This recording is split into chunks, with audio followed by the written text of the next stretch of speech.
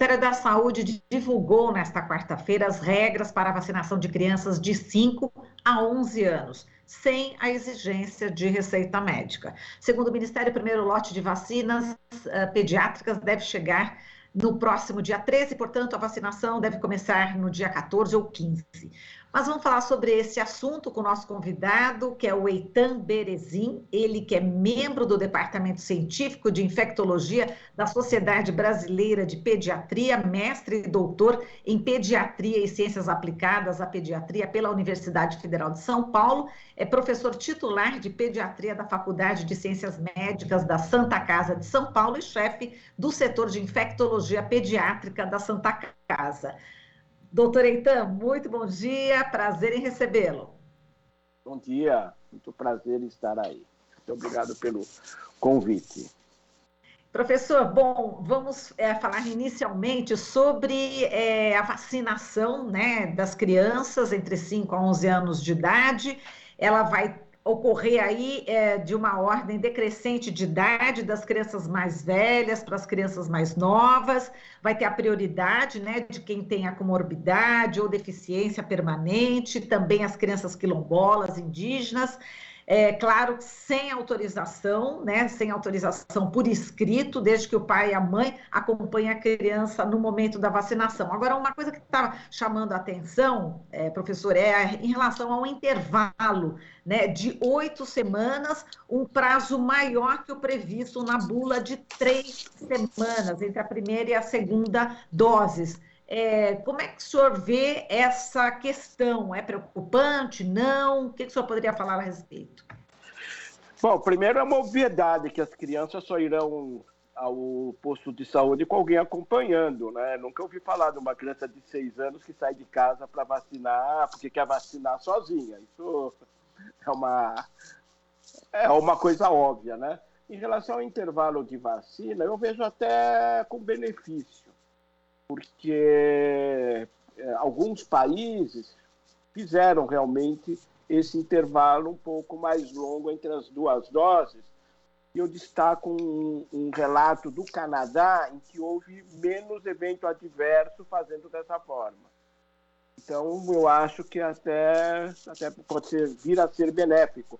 O número de alterações daquelas lesões das miocardites, que são, de forma geral, benignas, mas que podem ocorrer raramente, né? É um evento adverso não muito frequente, foi menor no Canadá com esse intervalo mais longo. Exato. Em relação aos efeitos adversos, eu gostaria que o senhor aprofundasse um pouquinho essa questão e também tranquilizar-se, né, as pessoas que estão ouvindo a gente, professor. Então, saiu agora um relato, né, do CDC sobre eventos adversos nessa faixa etária, já com 8 milhões de crianças vacinadas, né? O número é muito pequeno, né? O número de eventos adversos é bastante reduzido. Então, não há uma grande preocupação em relação a isso. Certo. Quais seriam esses efeitos adversos? O senhor já falou inclusive, né? O mais preocupante são essas miocardiopatias. O resto do que eles relataram, 97, acho que uns 90%, foram relatos de dor no braço, ou febre, ou relatos de eventos adversos bem mínimos, né? Claro, até mortes são relatadas temporalmente relacionadas à vacina, né? Mas não são relacionadas ao uso da vacina. Elas são só relacionadas porque foi nesse período após a vacina. Isso tudo é investigado, né? Em termos de miocardiopatia, das miocardites, houve um número bem pequeno, acho que entre 8 milhões, houve menos de 20 casos. Exato. E, professor, Vamos falar agora da Pfizer, né? E também, depois, eu gostaria até que o senhor falasse sobre a Coronavac, né? Em relação a essa questão para as crianças, né? Vacinação para as crianças, que a Anvisa ainda não autorizou. Eu queria que o senhor falasse dessa vacina, né? Da eficácia da Pfizer e também, posteriormente, da Coronavac. Então, a eficácia da vacina da Pfizer já foi demonstrada em outras idades. Nessa faixa etária específica, né, o que você tem mesmo, os trabalhos são mais de que se atinge níveis de anticorpos suficientes para prevenir doença. Na faixa de adolescentes, quando eles fizeram o estudo, eles conseguiram mostrar efetividade, redução de doença clínica nos vacinados. Nessa faixa etária, como a doença é um pouco menos, a doença sintomática é menos frequente, então você vai poder observar alguma coisa a partir da vacinação, o quanto de redução existe. Em relação à Coronavac, alguns países, eu destaco o Chile, né, que está usando o Coronavac em crianças, eles começaram a partir de 6 anos, e já vacinaram quase toda a população pediátrica com a Coronavac. Não há eventos adversos bem descritos. Em criança, realmente, quando se falar tem menos casos, é tudo real, né? É uma realidade, né? Inclusive, com a vacinação de adultos, ainda os casos de crianças também se reduziram, né? Os casos mais importantes, porque diminuiu a transmissibilidade do vírus. Então, você completando a vacinação na infância, você vai ter mais segurança, os familiares vão ficar mais seguros de mandá-los à escola, esse período sem escola foi uma das coisas mais desastrosas que já pôde ocorrer em relação à infância. Isso aqui foi um desastre. Tem relatos, particularmente da França, de aumento de casos de suicídio. Acho que todo mundo já ouviu adolescentes que ficaram com muitos problemas por não irem à escola. Então, a vacina também, além de prevenir doença, que é o seu primeiro objetivo, ela também deve auxiliar nisso, né? Em liberar mais, e os professores e os alunos também ficarem mais confiantes no tocante à presença da escola. Isso é imprescindível. A normalização da vida de crianças e adolescentes é a coisa mais importante que pode haver. Exato. Falando da importância da vacina, né, para as crianças, a gente tem aí estudos, né, que dizem que a Covid matou uma criança de 5 a 11 anos a cada 2 dias no Brasil, desde o início da pandemia, 301 óbitos, né, foram registrados nessa faixa etária. Agora, o governo federal estava relutando em iniciar a vacinação, passou para consulta pública, depois fez audiência pública. Pode-se dizer que o atraso na vacinação, né, tenha provocado, inclusive, mortes, professores, de crianças, desde o dia 16 de dezembro, que a Anvisa autorizou, não é isso? Se a gente for levar em conta esse dado, né, dessa pesquisa, a gente pode dizer que crianças morreram aí por falta de vacina, e também, falando sobre a demora, o Queiroga disse que não há demora nenhuma, não houve atraso, enfim, como é que o senhor acompanhou toda essa polêmica? Eu acho que a demora, eu acho que é mais polêmica do que realidade. Se você calcular uma população de 5 a 15 anos, para você dar a primeira dose, são mais ou menos 30 milhões de doses. Demora realmente, a partir do momento que a Anvisa aprova, até você receber a vacina da indústria, tem uma demora mesmo. Não é uma coisa tão rápida, eu aprovei hoje, amanhã todas as vacinas vão estar aqui. Então, há realmente um tempo mesmo até se terminar as negociações, as vacinas chegarem. Essa demora acontece mesmo, não acho que seja... eu acho que o governo atuou muito mal, porque ele desestimula, porque ele fala contra a vacinação, coloca mais riscos em relação... Se você colocasse de cada vacina que você incluiu no calendário, ficasse falando só dos riscos que ela acarreta, a gente não teria vacina nenhuma, porque sempre pode ter um ou outro evento adverso, um outro risco.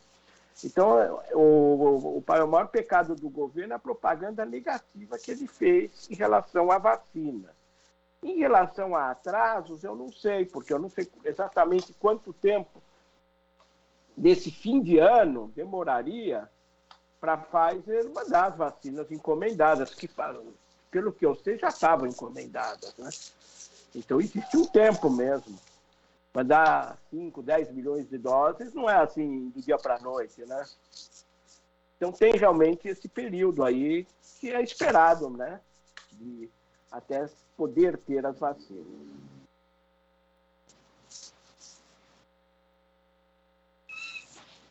Ué, o que ela saiu?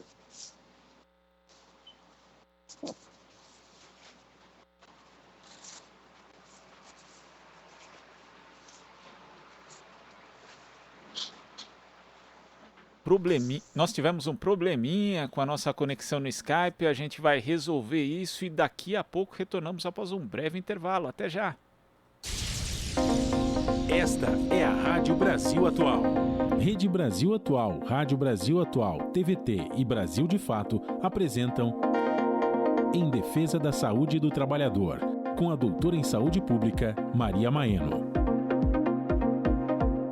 Quais são as doenças mais relacionadas a rotinas pouco saudáveis de trabalho? Como o trabalhador pode relacionar uma doença com a sua condição?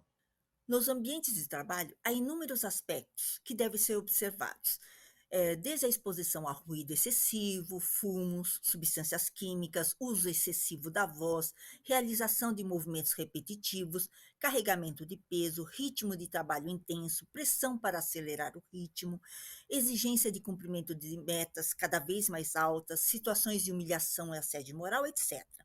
E muitas vezes, várias dessas condições estão associadas. Essas condições podem causar problemas de saúde, como, por exemplo, intoxicações por metais pesados, em caso de trabalhadores de determinadas indústrias, doenças infecciosas como hepatite, por exposição a material contaminado no caso de profissionais de saúde, câncer, por exposição a substâncias químicas, problemas pulmonares por contato com substâncias diversas, perda auditiva por exposição ao ruído elevado no caso de trabalhadores de indústrias, distúrbio da voz pelo seu uso profissional no caso de professores radialistas, dermatites de contato no caso de pedreiros e trabalhadoras domésticas, Lerdort no caso de trabalhadores de frigoríficos, alterações de sono, alcoolismo, depressão, ansiedade, exaustão, esgotamento profissional no caso de bancários, servidores públicos. O Ministério da Saúde e o INSS reconhecem 200 relacionadas ao trabalho, mas estados como a Bahia e o Espírito Santo atualizaram essas listas neste ano 2021, aumentando muito essa lista e incluindo, entre várias doenças, a Covid como doença relacionada ao trabalho.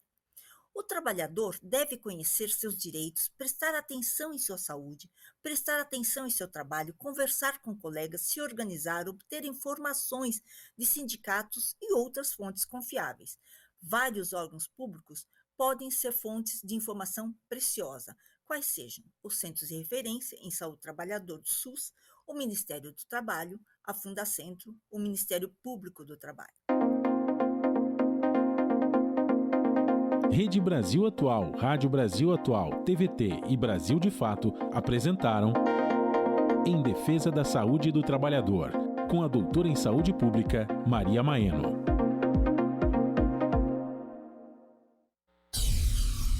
Aqui você ouve as notícias que os outros não dão. Jornal Brasil Atual. Bom, tivemos uma interrupção e voltamos agora com o professor Eitan Berezin, ele que é membro do Departamento Científico de Infectologia da Sociedade Brasileira de Pediatria, professor titular de Pediatria da Faculdade de Ciências Médicas da Santa Casa de São Paulo. Bom, professor, continuando aqui a nossa conversa, queria saber quais seriam as consequências a longo prazo da Covid-19 em crianças, né? São pessoas aí, enfim, que estão aí em formação, que tipo de sequelas, né, poderão ser apresentadas caso a criança pegue a Covid, enfim, eu estou falando da criança que não foi vacinada e que tenha tido Covid. O que se sabe a respeito, professor? Então, só um esclarecimento em relação à vacina, né? Essa vacina que vem da Pfizer para crianças, ela é diferente da de adultos. Então, ela tem 10 microgramas. Então, ela tem uma concentração de vírus e vacina menor do que a vacina habitualmente dada para adultos, né? Se a Coronavac já tivesse sido aprovada, poderia se iniciar mais rapidamente essa vacinação com a Coronavac. A Pfizer, como é necessária uma importação, sempre é mais demorado, porque nós estamos mais ou menos para essa faixa etária na primeira dose, nascem 3 milhões de crianças por ano no Brasil. Entre 5 e 15 anos, você vai ter 30 milhões de pessoas, né? E é bastante vacinas, né? Mesmo nos Estados Unidos, eles já deram mais ou menos umas 15 milhões de doses até agora, né? Então, realmente, isso tem uma demora. Consequências para as crianças. A própria pandemia já é uma consequência, né? Porque diminuiu a escolaridade. Há um estudo agora que saiu da revista JAMA, que as crianças que já nasceram nessa época já têm mesmo sem ter doença, já tiveram um retardo de aquisições.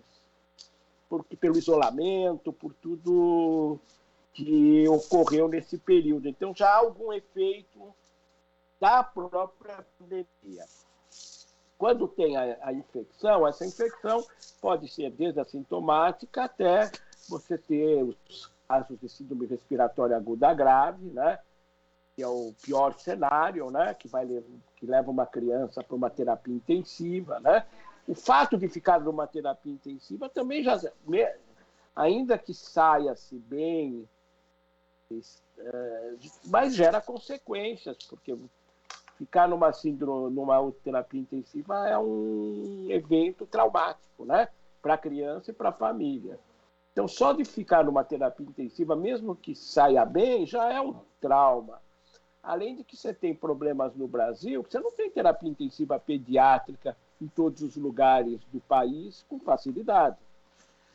Aí, além da síndrome respiratória aguda grave, o outro problema é o que a gente chama o PINS, né? Que é aquela manifestação de uma patologia que parece uma outra doença que já existia, chamada Kawasaki, né? Que é uma manifestação geral, né? De autoimune, né? Que pode ocorrer também nessa faixa pediátrica. Esse é um evento que acontece um período após a doença. Na maioria das vezes não coincide com a infecção aguda. Ela acontece um período mais tarde, que é a síndrome multissistêmica, né? Em que você tem febre prolongada, pode ter lesão, inclusive nessa eventualidade pode ter uma lesão cardíaca, que acaba sendo muito mais frequente do que poderia ser pela vacina. E essa síndrome multissistêmica já tem um relato da França mostrando que a vacinação em adolescentes lá já reduziu bastante a frequência dessa síndrome inflamatória multissistêmica. Professor, você tinha falado a respeito da Coronavac, né? Enfim, se a gente tivesse já autorização da Anvisa, essa seria uma boa vacina para as crianças, enfim, já poderia estar imediatamente sendo dada já a partir de 16 de dezembro, já que, como você falou, não precisaria importar a Pfizer, não é? Já teria, aqui no Brasil, né? Primeiro porque já há estoque, depois porque não é a mesma vacina, né? Ela não é mudada em função da idade como é a da Pfizer. Exato. E existe a expectativa de que a Anvisa autorize a Coronavac, enfim, o que os pediatras, enfim, as pessoas que lidam, né, com essa questão também estão pensando em relação à Coronavac? Eu acho que ela deverá ser liberada logo, né? Porque foi liberada em vários outros países, né?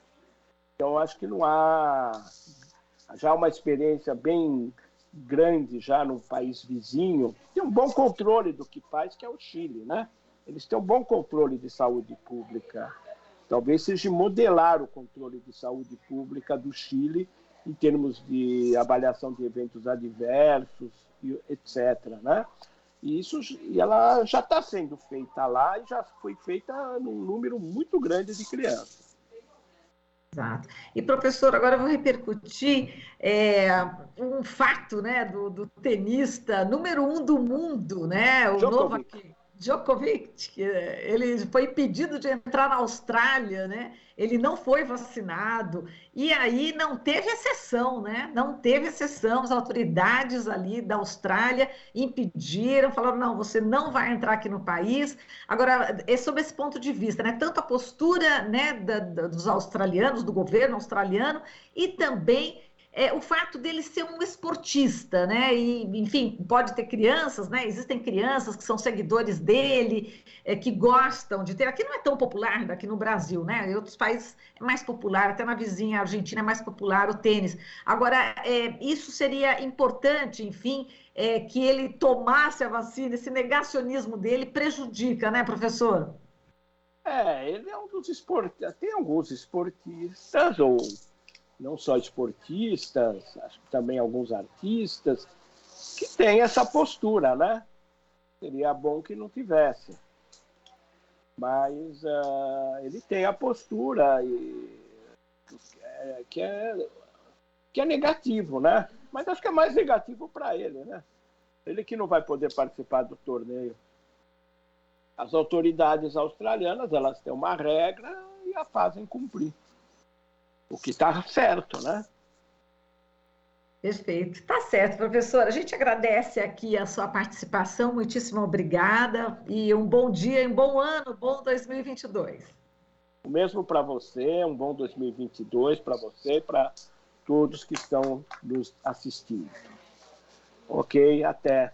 Até. Tchau. Falamos aqui com o Eitan Berezin, ele que é membro do Departamento Científico de Infectologia da Sociedade Brasileira de Pediatria, mestre e doutor em Pediatria e Ciências Aplicadas à Pediatria pela Universidade Federal de São Paulo, professor titular de Pediatria da Faculdade de Ciências Médicas da Santa Casa de São Paulo e chefe do setor de Infectologia Pediátrica da Santa Casa. Você está ouvindo Jornal Brasil Atual. As notícias que os outros não dão.